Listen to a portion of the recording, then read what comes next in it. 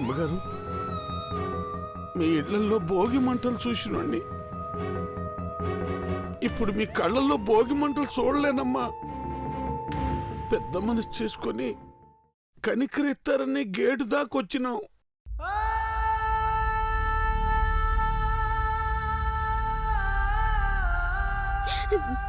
నా వల్ల ఏ తప్పైనా జరుగుతుందన్న భయంతో మా నాన్న ఇంట్లో నుండి వెళ్ళిపోదామన్నారు అమ్మగారు. కానీ నానైతే ఏ తప్పు చేయలేదు, చెయ్యను కూడా. అట్టంటే ఆలోచనే రానియనమ్మగారు.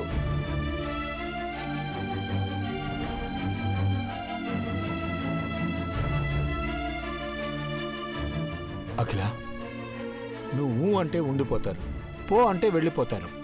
ఏదో ఒకటి చెప్పు అఖిల.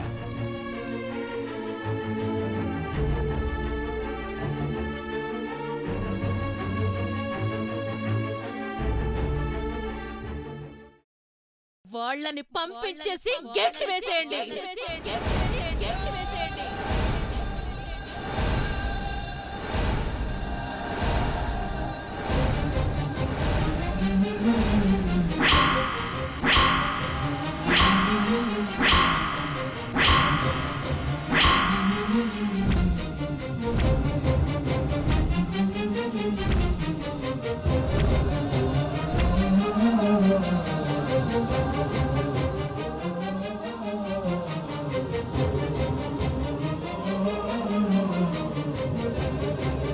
అమ్మగారు, అలా పిలవకు.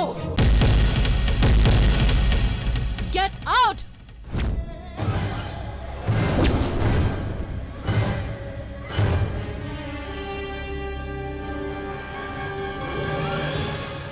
మనుషుల విలువ తెలిస్తే వెళ్ళరు. ఎందుకు వెళ్లాల్సొచ్చిందో, ఎందుకు రావాల్సొచ్చిందో నాకు అనవసరం. ఇంకొక క్షణం నా కళ్ళ ముందున్నా ఒకప్పుడు క్షమించిన ఈ చేతులే దండిస్తాయి.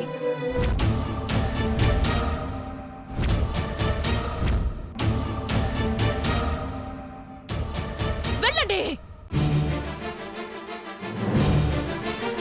స్థాయి స్థానం మరిచి అరిచి అరిచి పిలిచిన నా మాట విలువ తెలియని మీరు ఈ గుమ్మంలో ఉండకూడదు.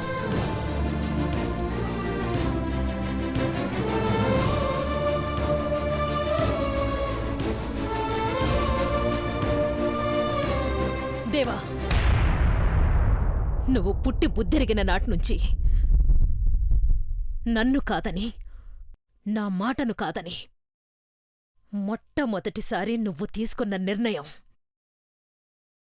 ఈ అమ్మకు నచ్చలేదు.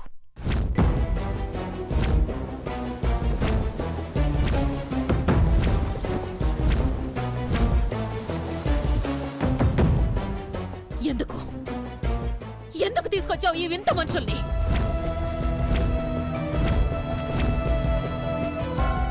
ఒక్క నిమిషం నా ఊపిరి ఆగిపోయిందమ్మా. నిన్ను కాదని సాహసమైతే చేయను కాని పార్వతి వాళ్ళ ఇల్లు వదిలి వెళ్ళిపోయాక అప్రయత్నంగా హనుమంతు అని 6 సార్లు, పార్వతి అని 20 సార్లు పిలిచావు. ఏ పనికైనా సిద్ధపడే బుద్ధిమంతులు మా అమ్మ పక్కనే ఉండాలని తీసుకొచ్చానమ్మా.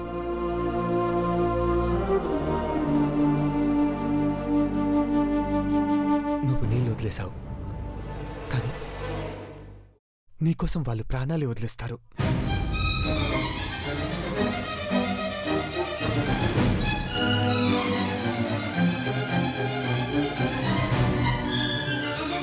నా కోరిక అనుకుని మన్నించి మంచి మనసున్న వీళ్ళను